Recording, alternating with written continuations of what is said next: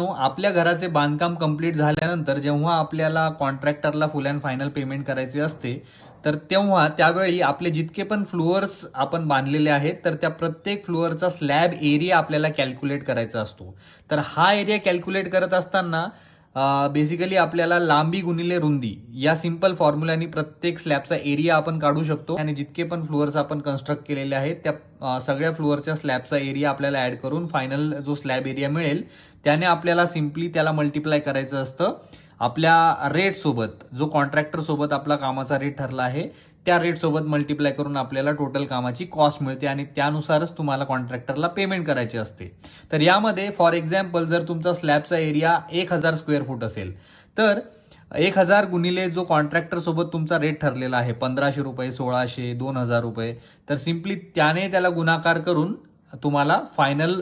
Total cost मिळेल, ज्याप्रमाणे तुम्हाला त्याला कॉन्ट्रॅक्टरला पेमेंट करायची असते. अशा प्रकारची घर बांधकामासंबंधित माहिती मिळवण्यासाठी या चॅनलला नक्की फॉलो करा.